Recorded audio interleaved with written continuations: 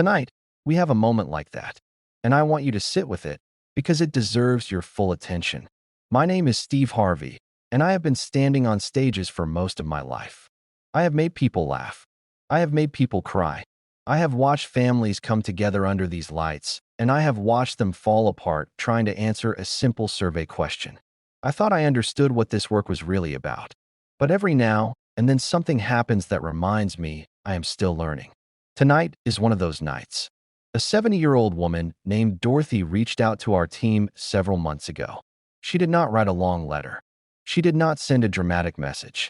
She sent a few simple sentences that said something like, "I made mistakes with my son a long time ago. He has spent his whole life carrying something I put on him when he was too young to understand it. I am old now, and I do not have forever. I just want him to hear me say I am sorry while I still can. I want to look at his face when I say it." That was it. No performance. No explanation. Just a mother who had gotten quiet enough inside herself to finally hear what she had been avoiding for decades. And I want you to understand something before we go any further. What she is doing tonight is not easy.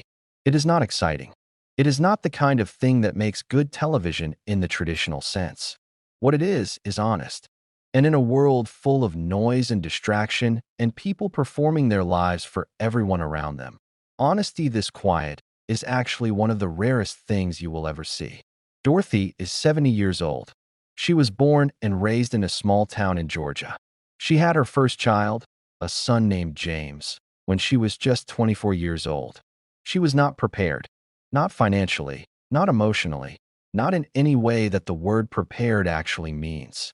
She had grown up in a home where love was assumed but rarely spoken, where hard work was the language parents used instead of affection, where survival was the daily goal, and anything beyond survival felt like a luxury nobody had time for. She carried all of that into her own motherhood without ever examining it. She did not know she was doing it. That is the honest truth about generational patterns. They do not feel like patterns when you are inside them. They just feel like life. They feel like the only way things are done because it is the only way you have ever seen them done. James grew up in a home that was functional but emotionally quiet. Dorothy worked long hours. She kept the lights on and food on the table. She made sure he went to school with clean clothes. She showed up for the things that required a physical presence. But somewhere in all of that effort, in all of that surviving, she forgot to show him that she also simply loved him. Not because of what he did or how he performed or how little trouble he caused. Just because he was her son. Just because he existed and that was enough. James felt that absence.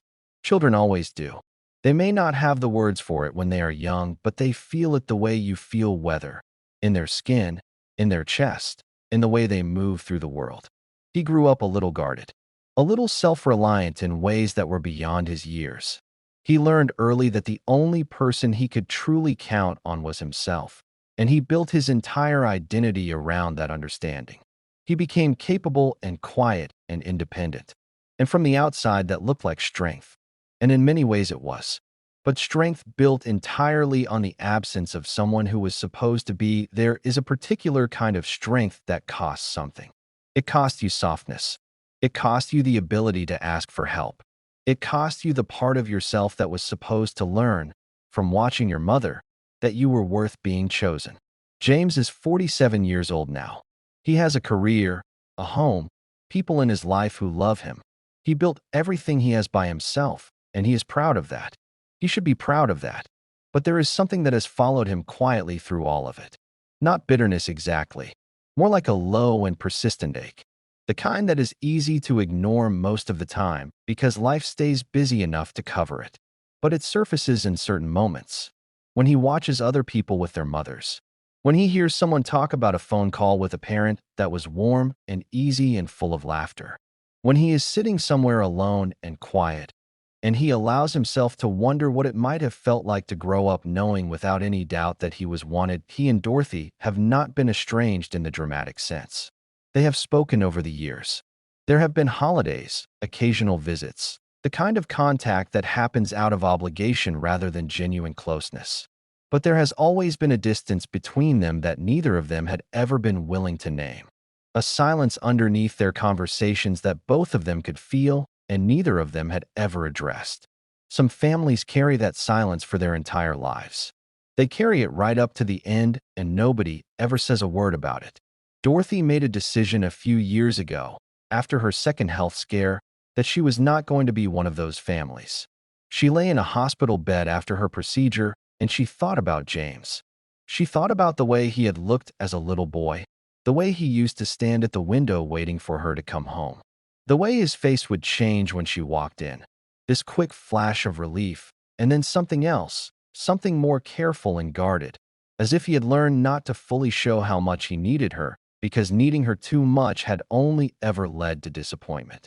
She thought about that look for a long time, and she felt the full weight of what it meant, not as an abstract regret, but as something sharp and specific and hers to carry. She started writing things down, not for anyone else to read, just for herself. She wrote about the moments she remembered clearly and the moments she had spent years not allowing herself to think about. She wrote about the choices she made and the reasons she had used to justify them at the time, and how thin those justifications looked now with all those years of distance. She wrote about what kind of mother she had meant to be and how far the reality had fallen from that intention. And somewhere in the middle of all that writing, she realized that what she was really doing was composing an apology. A long, honest, specific, years overdue apology to her son. The question she sat with for a long time was whether to say it, not whether she felt it. She felt it completely and without any ambiguity. But whether saying it out loud, to James, directly, would do any good. She worried that it was too late. She worried that he had already made peace with things the way they were, and that her bringing all of this up now would only reopen something he had worked hard to close. She worried that she was doing it for herself more than for him, that this apology was more about her need for release than his need for anything. And those are legitimate questions. They are the questions that honest people ask themselves when they are trying to do something right. Because an apology can be a gift or it can be a burden, depending entirely on how it is given and why. An apology that is really just a confession, that is more about the person delivering it feeling better than the person receiving it, is not really an apology at all. It is an offloading.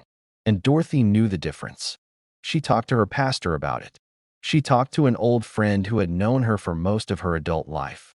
She sat with it alone for months. And what she kept coming back to was something simple. She kept coming back to the idea that James deserved to know. Not for her sake, for his. He deserved to hear from his mother's own mouth, in plain, honest language, that the distance he had felt as a child was real. That it was not his imagination, and it was not his fault, and it was not a reflection of his worth. He deserved to hear that she knew she had fallen short and that she was sorry for it.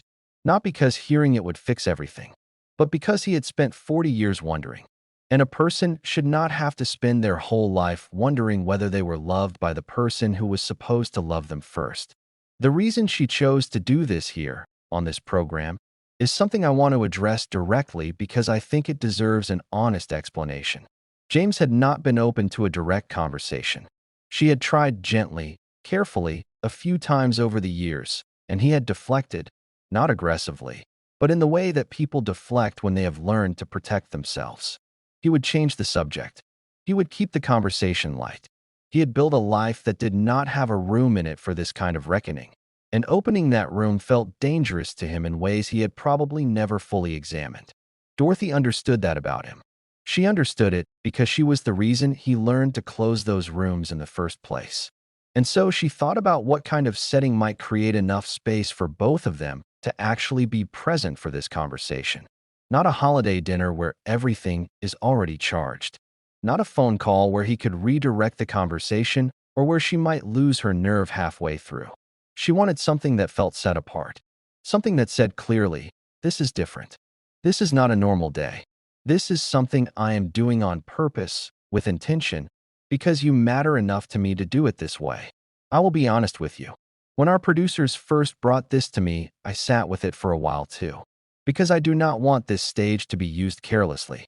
I do not want real people's real pain to become entertainment.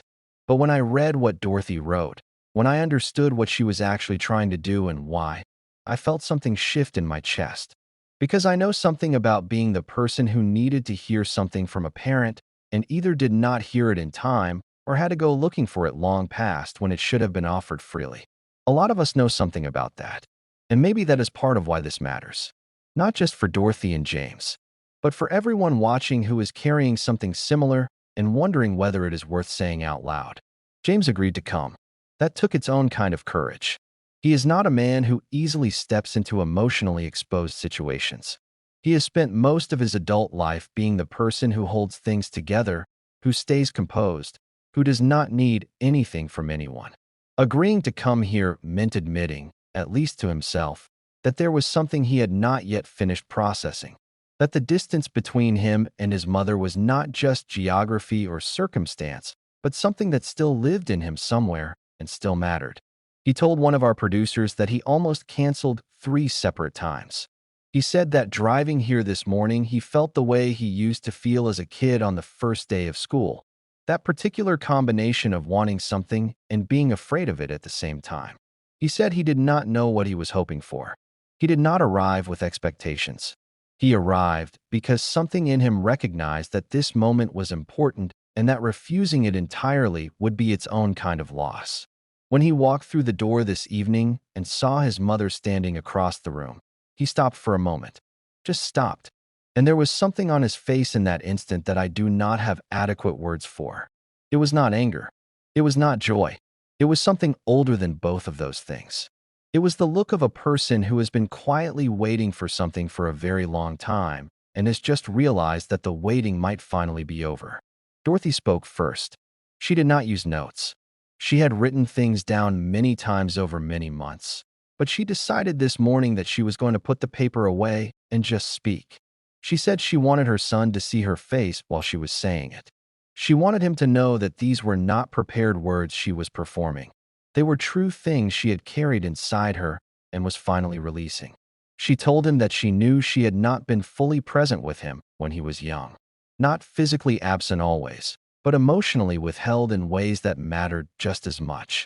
She told him that she had confused providing for him with loving him, and that for a long time she had used the exhaustion of survival as a reason not to reach into the harder, softer work of actually connecting with him.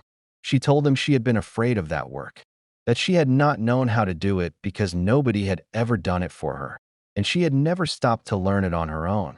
She told him she was sorry for the years he spent feeling like he had to earn his place in her life. She was sorry for the silences that said more than any harsh word could have. She was sorry for every time he had needed something from her that she had not been paying enough attention to even notice. She told him that none of it was his fault. Not one single part of it was because of him or because of anything lacking in him. It was entirely hers, her fear, her limitation, her failure to grow past what she had been given. And she wanted him to know that, not just to believe it abstractly, but to actually know it in a real and settled way. And then she said something that I think a lot of mothers and a lot of parents do not say often enough, or ever. She said, "You were never too much. You were never a burden. You were never in the way. You were always enough exactly as you were. I just did not say it, and I should have said it every single day, and I am sorry that you grew up without hearing it."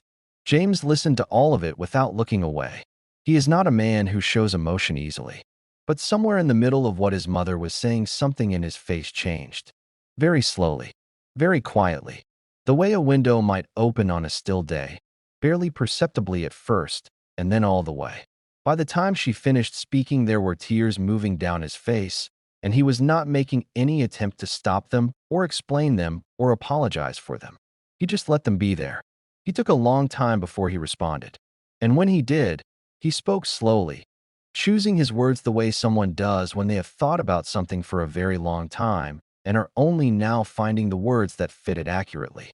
He said that for most of his life he had told himself the story that he was fine, that what happened in his childhood had made him stronger, and that strength was the same thing as being okay. He said he had been so committed to that story that he had almost started to believe the distance between him and his mother was simply the natural shape of things. That some families are just like that. Functional, but not warm. Present, but not close. And he had learned to make peace with that version of the story because it was easier than admitting that it had always hurt. He said that sitting here listening to her, he felt something loosen that had been held tight for a very long time. He did not say that everything was resolved. He did not say that hearing an apology erased the years. He is an honest man, and he was not going to say things that were not completely true. But he said that knowing she saw it, knowing she understood specifically what had happened and was naming it clearly and taking responsibility for it without minimizing it or redirecting it, that meant something to him that he did not have words large enough to fully describe. He said, I spent a lot of years being angry, and I spent a lot of years pretending I was not angry. And I think what I was really waiting for, without knowing that I was waiting for it, was exactly this. Not a perfect mother, not a different childhood, just this. Just you saying that you knew and that you were sorry. That is enough. That is genuinely enough. There is something I want to say here, speaking not as a host and not as an entertainer, but as a person who has lived long enough to understand what these moments cost and what they give back. Most of us are walking around with something unresolved with someone we love. Most of us have something we needed to say and did not say it, or something we needed to hear and never heard it. And we carry those things so long that we start to think the carrying is just part of us. We stop noticing the weight because we have been holding it for so many years that it starts to feel like part of our own body. What Dorothy did tonight required something that I want to name honestly. It required humility. Not the performed kind of humility, not the kind that is really just a different form of pride, the kind that says, look how willing I am to admit I was wrong. The real kind, the quiet, clear-eyed kind that looks at itself without flinching and says, I got this wrong, and the person I got it wrong with deserves to hear me say so plainly. That kind of humility is genuinely rare. It gets rarer as people get older because we become more invested in the versions of ourselves we have built over the years. Admitting a fundamental failure threatens the whole structure. Most people would rather carry the weight than risk the admission. She chose the admission. At 70 years old, with her health uncertain and her time feeling more finite than it ever has, she chose to walk into the discomfort of being seen fully, the good and the insufficient and the regretted, and to offer her son the truth of who she was and what she had done and how sorry she was for it. That is not a small thing. That is one of the larger things a person can do. And James, I want to speak about what he did for a moment because I do not think it gets enough recognition when it happens. He came. When it would have been easier and in some ways more comfortable to stay away, he came. He sat in his car in the parking lot for a while, which tells you everything you need to know about how hard this was for him. He is not someone who does vulnerable easily.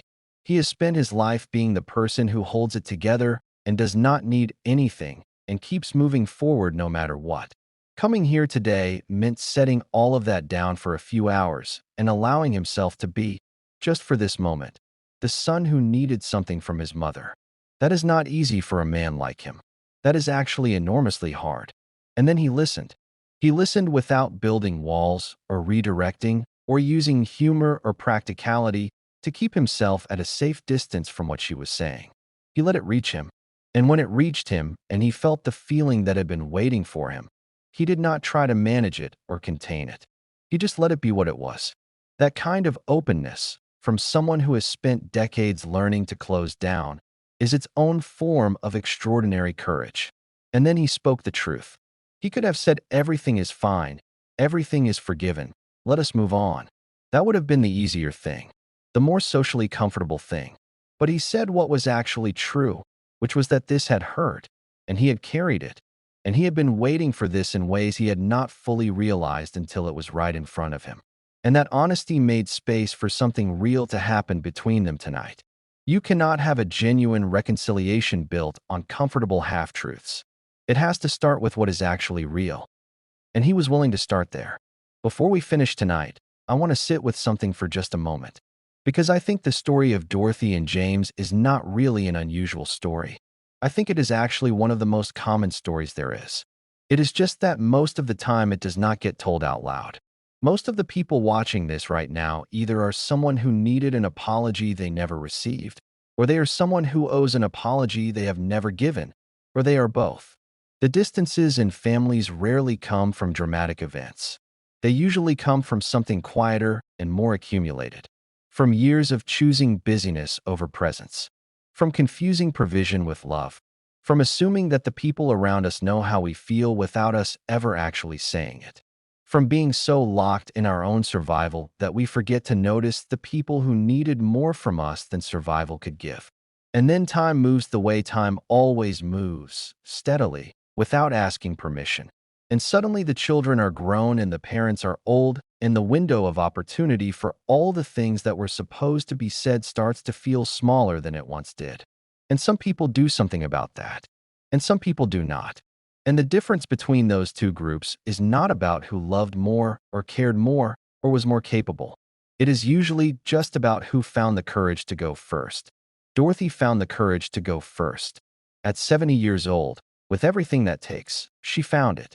And I hope that watching her find it does something for someone who is still trying to find theirs.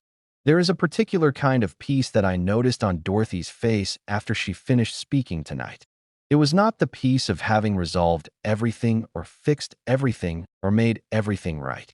Some things that are broken take more than one conversation to repair, and some things leave marks that do not completely disappear. She knows that. James knows that. They are not pretending otherwise. It was the peace of having finally said the true thing, of having let someone see her clearly, not the version of herself she had curated or defended over the years, but the whole honest version, including the parts she was not proud of. There is a specific kind of exhaustion that comes from carrying something hidden for a long time, and there is a specific kind of rest that comes when you finally put it down. That is what was on her face. Rest. Not happiness necessarily, not relief exactly. Just the deep quiet of a person who has finally done the thing they needed to do and can breathe normally again. James looked different too. He looked like someone who had just been handed back something he had not fully realized he was missing. Not everything. He was careful to be honest about that. But something. A piece of something he had come here without and would leave here carrying differently. They sat together after the cameras stopped moving. Just the two of them. Not talking much. Just being in the same space without the old weight of the unspoken sitting between them. I do not know exactly what their relationship will look like from here. That is not my story to tell. But I believe they left tonight with something to build on that they did not have when they walked in. And I believe they both know that. I will close with this. If you have a phone call you have been putting off, make it. If you have words that have been living in your chest for years because you could not find the right time or the right way or enough courage, find the time, find the way, find the courage. Because the right time is almost never the time you are waiting for. The right time is usually just the time when you decide you are done waiting. You do not need a television stage. You do not need a perfect setting or a prepared speech or any particular kind of courage you do not already have somewhere inside you. You just need to decide that the person you love is worth the discomfort of an honest conversation. That the relationship matters more than the protection of whatever story you have been telling yourself about why it cannot happen yet. Dorothy came here tonight at 70 years old and said the things she had been carrying since her son was a little boy. James came here tonight at 47 years old and let himself be the person who needed something instead of the person who never needs anything. Together, they did something that most people spend their entire lives not doing. That is what tonight was. Not a game show. Not a performance. Just two people choosing, finally, to be honest with each other. And if that is not worth your time, I do not know what is. Thank you for watching. Take good care of the people in your life. Tell them what you need to tell them while you still have the chance. That is the whole lesson. That is really all it is. Good night.